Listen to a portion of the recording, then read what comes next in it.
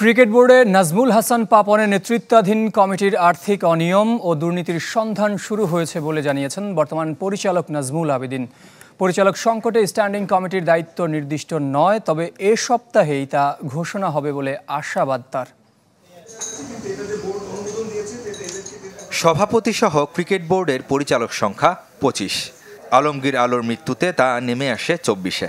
ছাত্র জনতার গণ অভ্যুত্থানের পর থেকে এ পর্যন্ত পদত্যাগ আর নিখোঁজ মিলিয়ে 16 পরিচালক পদ ছাড়েন। নতুন সভাপতি ফারুক আহমেদ আর পরিচালক নাজমুল আবেদিন ফাহিম সহ বর্তমানে টিকে আছেন 10 পরিচালক। তার মধ্যে আবার বেশিরভাগই নিষ্ক্রিয়। দায়িত্বের ভার সবচেয়ে বেশি নতুন সভাপতি ও পরিচালকের কাঁধে। সক্রিয় পুরনো 2-1 জন। 23 স্ট্যান্ডিং কমিটির দায়িত্বে কারা সেটাও আনুষ্ঠানিকভাবে জানায়নি বিসিবি। দ্রুতই এর রূপরেখা চূড়ান্ত হবে বলে জানিয়েছেন নাজমুল আবেদিন। আমার মনে হয় না পৃথিবীর কোথাও এত স্ট্যান্ডিং কমিটি আছে। মূল দায়িত্বের জায়গাগুলো কিন্তু হাতে কোনো কয়েকটা, 8টা-10টা। কার কোথায় যেতে হবে, কার কাছে দায়িত্ব এবং কার কাছে কে যাবে বা না যাবে, কে কি করবে, এটা পরিষ্কার হয়ে যাবে সামনে 2-1 দিনের মধ্যে আশা করছি। এদিকে নাজমুল হাসান পাপনের নেতৃত্বাধীন আগের কমিটির আর্থিক অনিয়ম দুর্নীতির সন্ধানে নেমেছে বিসিবি। ফিনান্সিয়াল যে ব্যাপারটা বললেন সেটার চলছে, কিন্তু খোঁজ চলছে যে অনিয়ম দুর্নীতি হয়েছে কিনা। হ্যাঁ, সেটা নিয়ে কাজ চলছে।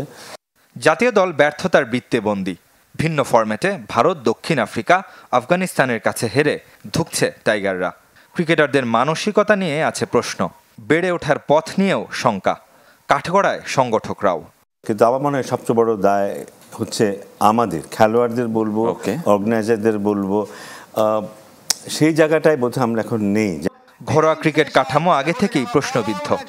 পরিবর্তনের আশায় আগামী মৌসুমের পরিকল্পনা এখন থেকেই করতে চায় বোর্ড। এবং এখনই আমরা বসবো যে সামনের বছরের ফার্স্ট ক্লাস ক্রিকেটটা আমরা কিভাবে দেখতে চাই, সেটা আমরা এখনই করবো। কোথায়? রেদওয়ান শুয়েব, চ্যানেল 24, ঢাকা।